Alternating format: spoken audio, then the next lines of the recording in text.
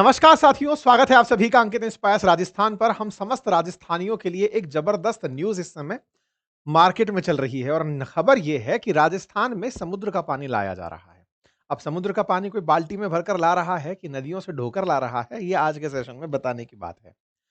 ये सपना सा लगने वाली जो बात है, ये हकीकत में बदल जाएगी यदि वाकई में अरब सागर का पानी राजस्थान तक चलकर आ जाए। हमारे राजस्थान में जालौर नाम से जो जिला है, उसे कनेक्ट करने की तैयारी चल रही है अरब सागर से। अब तैयार करने के लिए क्या किया जाएगा? राजस्थान के साथ क्या समुद्र वाक़ई में आ सकता है? हमें उठाकर वहाँ ले जा रहे हैं कि उसको उठाकर यहाँ लेकर आ रहे हैं कि बीच में कोई नदी जैसी चीज़ बना रहे हैं? आसान आंसर यही है कि दोनों के बीच में एक नहर बना रहे हैं। लगभग 250 किलोमीटर दूर यहाँ से समुद्र पड़ता है जालौर से। जालौर से 250 किलोमीटर दूर कांडला पोर्ट है और उसे कनेक्ट करने के लिए एक नहर बनाई जा रही है। और ये नहर बनाने के लिए इनलैंड वाटरवे जो डिपार्टमेंट है भारत का, उसके साथ में राजस्थान का जो जल संसाधन मंत्रालय है, जो विभाग है जल जल संसाधन जो मंत्रालय है, उसने एमओयू साइन किया है, इसलिए ये हेडलाइन बनी हुई है। तो राजस्थान को अरब सागर से जोड़ा जा रहा है। क्या राजस्थान में अब पानी समुद्र का लाया जाएगा? उसका उपयोग क्या खेती में होगा? आंसर है नहीं। खेती में खारा पानी समुद्र का उपयोग में नहीं लिया जाएगा। उपयोग होगा यहां से परिवहन में। अर्थात अगर राजस्थान से कांडला पोर्ट तक सामान भेजना है, तो कांडला पोर्ट तक सामान भेजने के लिए रेल मार्ग अथवा सड़क मार्ग के स्थान पर नहर मार्ग से सामान भेजा जाएगा। तो ऐसी कितनी बड़ी नहर बना दोगे? देखिए, नहर के नाम पर तो स्वेज कैनाल भी दुनिया का बहुत सारा माल ढो ही रही है। ऐसी ही एक कैनाल होगी, संभावित है कि ये 25 मीटर गहरी और 300 मीटर चौड़ी होगी, ऐसा न्यूज में निकलकर आ रहा है। जिससे मालवाहक माल को कार्गोज पर रख रख करके कांडला पोर्ट तक पहुंचाया जा सकेगा। इसी बात को लेकर के inland port to be developed in Rajasthan Jalore news निकलकर आई। इस पूरे कार्यक्रम में 10,000 करोड़ रुपए का खर्च आएगा, ऐसा खबरों में बताया जा रहा है। राजस्थान के जालौर में ये होने जा रहा है। ये एक नेशनल न्यूज़ बन कर के आई और कहा गया कि राजस्थान में इस तरह से राजस्थान का पहला इनलैंड पोर्ट बनेगा, जो कि वाटर वे होगा कांडला पोर्ट से कनेक्ट करने के लिए। तो देखिए, ये रहा जालौर और जालौर के अंदर जगह है सांचौर।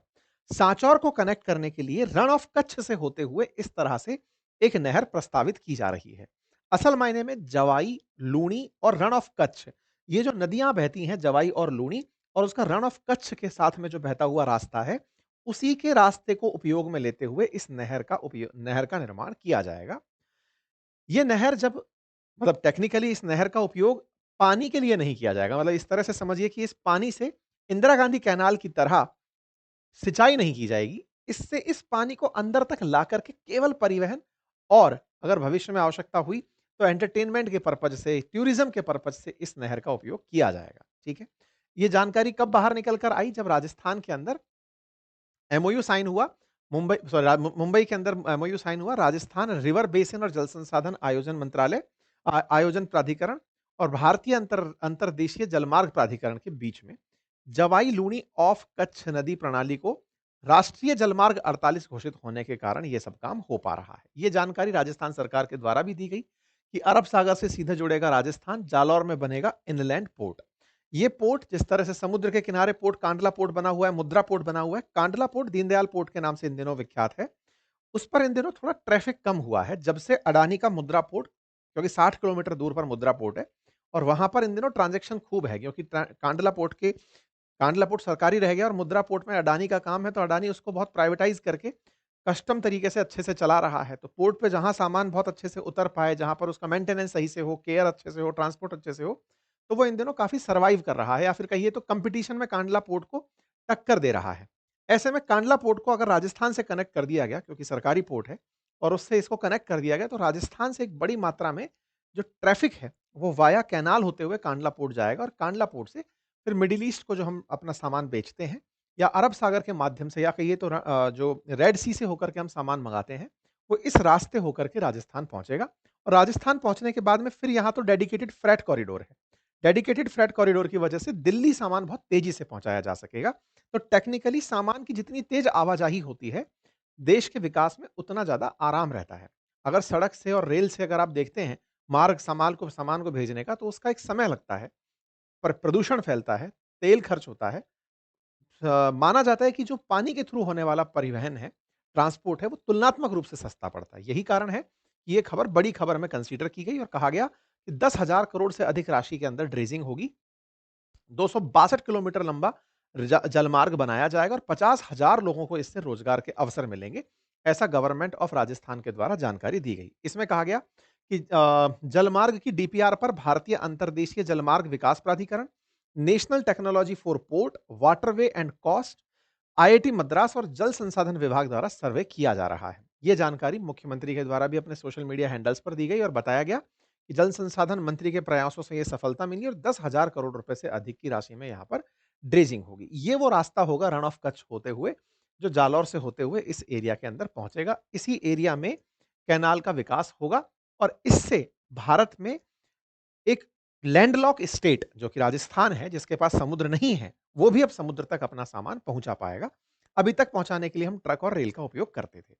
ऐसा पोर्ट, चूंकि पोर्ट जनरली उन्हें कहा जाता है जो कि समुद्र पे जो राज्य बने हुए हैं उनके लिए पोर्ट होता है। तो यहां पर पोर्ट खुद अंदर चलकर आ रहा है, तो ऐसे पोर्ट को इनलैंड पोर्ट कहा जाता है।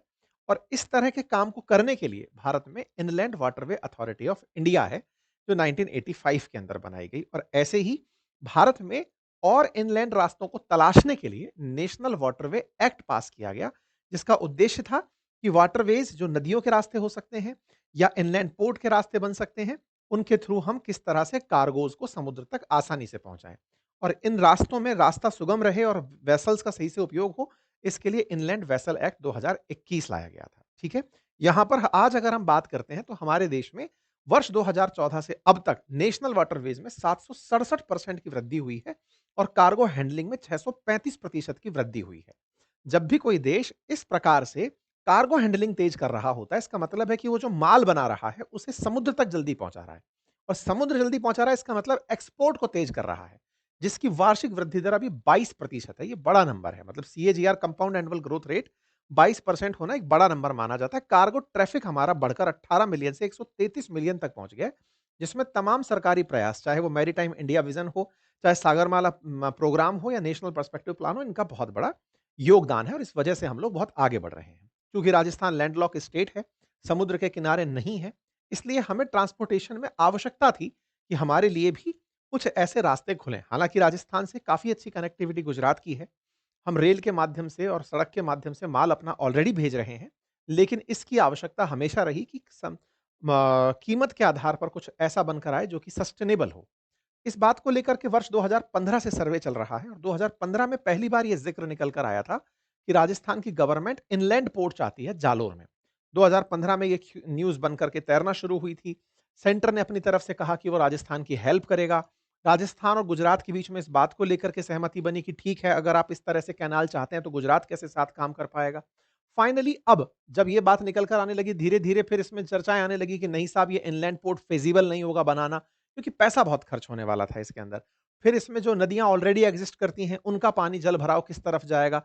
ये तमाम बातें चलती रही और इन सभी चीज़ों के बीच में, या फिर ये कहिए कि पहले सत्ता बीजेपी की थी, फिर कांग्रेस की सत्ता आ गई, फिर बीजेपी आई है, केंद्र में और गुजरात में लगातार बीजेपी बनी रही है। तो कहिए कि जब कांग्रेस थी राजस्थान में, तब गुजरात बीजेपी गुजरात, कांग्रेस राजस्थान और केंद्र बीजेपी, इनके बीच में सामंजस्य नहीं बैठा था। अब 3 डब्बे की सरकार, 3 इंजन की सरकार हो गई। केंद्र सरकार, गुजरात सरकार और राजस्थान सरकार, और तीनों एक ही पार्टी की सरकार है, तो टेक्निकली इनके बीच में सामंजस्य अब तेजी से बैठ जाए और अगर ऐसा हो तो ये 262 किलोमीटर का 10,000 करोड़ खर्च होने से बनने वाले जो नहर है या जलमार्ग है, इससे राज्य को लाभ हो सकता है। अब चूंकि ये कांडला पोर्ट से कनेक्ट होगा तो थोड़ा उसके बारे में जान लीजिए। वो एक नेचुरल हार्बर है, मतलब वहां से पानी की गहराई स्वतः ही खुद बहुत अच्छी है। भारत के एक बड़े पोर्ट के रूप में कांडला पोर्ट रिकॉग्नाइज होता है और वहीं से इसको कनेक्ट किया जा रहा है। ठीक है। जिस रास्ते को बनाया जा रहा है, इसे नेशनल वाटरवे 48 नाम दिया गया है। 48 से मतलब उद्देश्य ये है कि हमारे देश में बहुत सारे वाटरवेज ऑलरेडी हैं। वाटरवेज मतलब जल के माध्यम से होने वाले रास्ते, मार्ग चलने वाले जो हैं, वो हमारे ऑलरेडी बहुत सारे हैं। उनमें से एक, इसका नाम नेशनल वाटरवे 48 दिया गया है। ये कुछ वाटरवेज हैं, फेमस 13 वाटरवेज जो हमारे देश में ऑलरेडी ऑपरेशनल हैं, जिनको यहाँ पर दिखाया गया है। नेशनल वाटरवे 1, नेशनल वाटरवे 10, ये सब आप मैप के अंदर देख सकते हैं। इनको अगर लिस्ट किया जाए तो कुछ प्रमुख वाटरवेज के नाम यहाँ पर हैं, जैसे गंगा भागीरथ हुगली रिवर सिस्टम को नेशनल वाटरवे 1 कहा जाता है। नेशनल वाटरवे 3, नेशनल वाटरवे 4, ये प्रमुख वाटरवेज हैं जो भारत के अंदर अलग-अलग जगहों पर स्थित हैं। जरूरी नहीं है कि वाटरवे के लिए नदी का होना जरूरी हो। कई बार हम सूखे पोर्ट को भी वाटरवे में काउंट कर लेते हैं। जैसे अगर हम पोर्ट के नाम पर अगर जाने तो दादरी जो पोर्ट है, ये जलमार्ग नहीं है, रेल से जुड़ा हुआ है, लेकिन ये जेएनपीटी से सीधा कनेक्ट करता है, तो इसे भी हम इनलैंड सूखे पोर्ट के रूप में, ड्राई पोर्ट के रूप में कंसीडर करते हैं। वाटरवे भले ही नहीं है, लेकिन इनलैंड पोर्ट के रूप में इसे कंसीडर किया जाता है, ड्राई पोर्ट के रूप में। पोर्ट जो शब्द है सामान्यतः वो समुद्र के किनारे यूज़ होता है, लेकिन समुद्र से सीधी ऐसी कनेक्टिविटी के साथ समुद्र की पोर्ट पे सामान रखा हुआ था, ये 1300 किलोमीटर पीछे रखा, एक सीधी रेल चल के सामान अंदर तक लेकर आ रही है, तो हम इसको पोर्ट मान ले रहे हैं, इस तरह से भी।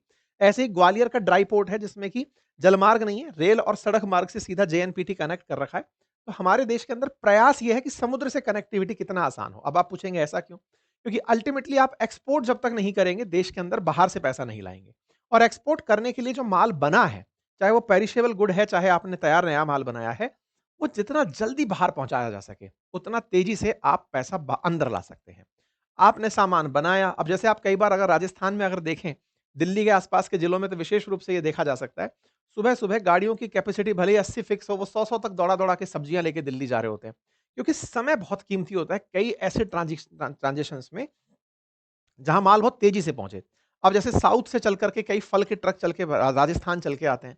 तो इनमें समय का एक अपना कंस्ट्रेंट होता है, अगर समय ज़्यादा लग गया तो फल खराब होने लगेगा, सब्जियाँ खराब होने लगेंगी। ऐसे ही गुड्स के केस में है, अगर कोई माल बनाया उसका ट्रांज़िशन जो टाइम है, अगर वो बहुत ज़्यादा लग गया, तो हमारे लिए वो अपने आप में एक नुकसान के रूप में होता है। तो सरकार का प्रयास ये है कि हम पोर्ट से बहुत तेज़ी से कनेक्ट हों, जो भी माल बने, चाहे वो राजस्थान में बने, गुजरात में बने, वो तेज़ी से एक्सपोर्ट तक पहुँचने लगे और जो बाहर से आ रहा है, वो देश के अंदर तेज़ी से आता रहे। बस इसी प्रयास में सरकार के द्वारा ये काम किए जा रहे हैं। दुनिया में अगर बात करें तो बहुत से सक्सेसफुल मॉडल हैं, जैसे पोर्ट ऑफ ड्यूसबर्ग जो है, जिसको दुनिया में सबसे ज़्यादा विख्यात इनलैंड पोर्ट के रूप में कंसीडर किया जाता है। ऐसे ही चाइना के अंदर पोर्ट ऑफ नानजिंग है, जो इनलैंड पोर्ट होते हुए मतलब समुद्र के किनारे नहीं है, लेकिन कार्गोज़ में ये वर्ल्ड रिकॉर्ड हासिल किए हुए हैं। इतना ज़्यादा यहाँ से ट्रांज़िशन होता है, ट्रांज़ैक्शंस होता है, माल का आवाजाही होती है। ठीक है साहब? तो राजस्थान में अगर ऐसा होता है, तो ये भारत राजस्थान के लिए एक बड़ी उपलब्धि होगी। उम्मीद है कि आप इस बात से होने वाले लाभ और चुनौतियों से परिचित होंगे। लाभ में सबसे बड़ा लाभ यही है कि ये कम खर्चीला है, कार्बन का उत्सर्जन कम है, सड़क पे और रेल पर जो भीड़ है उससे आपको ये बचा कर रखता है, अच्छे से देश की इकोनॉमी में भात बा एंट्री करता है। दिक्कत क्या है? दिक्कत ये है कि इसमें पैसा बहुत खर्च होता है। दूसरा, रास्ते के अंदर चूँकि समुद्र के साथ आने वाला पानी तो सिल्ट बहुत आ सकती है। रास्ते जाम होते हैं, जिससे उसको सफाई कराना, वापस से उसको मेंटेन करना और उसका मेंटेनेंस कॉस्ट अपने आप में एक बड़ा कॉस्ट है। चाहे फिर आप उठा कर के स्वेज कैनाल उठा कर के देख लें, चाहे पनामा कैनाल उठाकर देख लें, बहुत से देशों की इकोनॉमी कैनाल्स के रख-रखाव पे चली जाती है। तो ऐसे में क्या राजस्थान इतना महँगा अफ़ेयर रख पाएगा? 10,000 करोड़ का जो ये खर्च है, ये केवल बनाने भर का खर्च नहीं है। ये वही है सफ़ेद हाथी, इसको बनाना और उसके बाद इसको मेंटेन करना। कहीं ऐसा ना हो कि ये हमारे लिए ख्वाब देखने में तो खूबसूरत हो, लेकिन इससे जो पैसा हम कमाएँ, उसमें इतना लाभ हम नहीं निकाल पाएँ। ये ज़रूर सरकार को पूरी तरह से एनालाइज़ करना चाहिए। फिलहाल के लिए इतना ही, जानकारी पसंद आई हो तो आप इसे ज़रूर साझा करें, क्योंकि राजस्थान रिफाइनरी की भी बाट जो ही रहा है, देखते हैं वो कब पूरी होती है। ऐसे ही एक दूरगामी हमें इनलैंड पोर्ट भी दिखाई दे रहा है। अगर ये बनता है, तो निश्चित ही देश राज्य के लिए अच्छा होगा। बहुत-बहुत धन्यवाद।